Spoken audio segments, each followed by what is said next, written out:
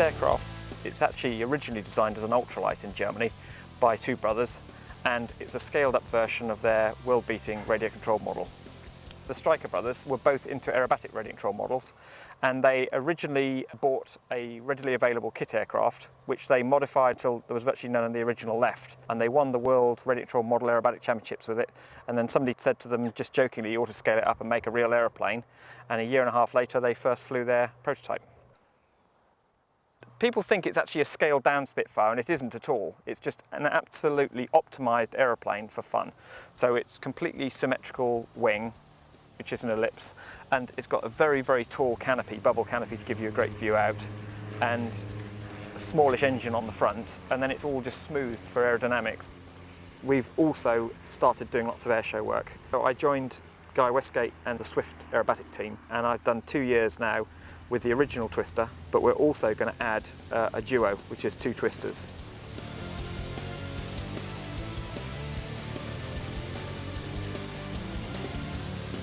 I'm no aerobatic pilot.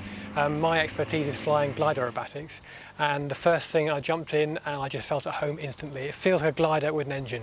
It's so smooth to the air, the engine is very smooth. The airplane's really good at just having fun in. I think there's something called a twist to grin. The first time you fly it, you just can't stop grinning for a week afterwards. It is superb at aerobatics. It'll never be a world aerobatic aeroplane, but it's just fantastic at having fun in.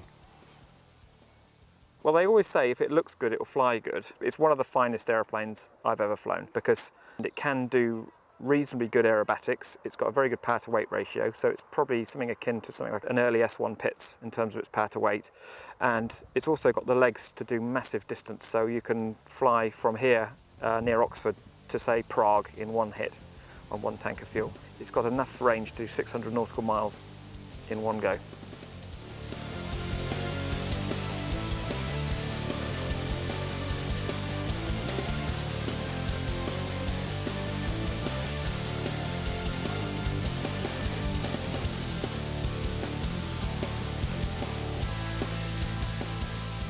As far as I'm aware, it's the only certified aerobatic aircraft at the moment which is de-riggable. So in 6 minutes you can dismantle it and put it in a trailer, and then you can tow it behind a car. So storage is not an issue with it. You can actually rig it on the day you fly it, put it away in the trailer and take it home with you if you wanted to.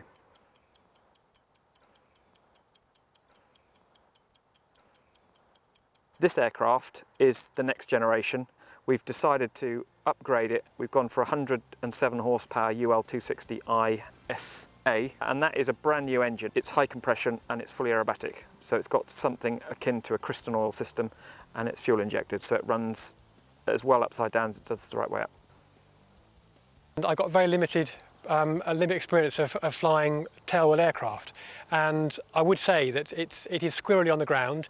Most of my concentration in any of the flying we've done has been takeoff and landing, and I put a lot of concentration in both, keeping it straight. But having said that, it's a pilot's aeroplane. It does what it's told. It's a very honest aeroplane. The other thing which is quite unusual for most power pilots is the wing is symmetrical.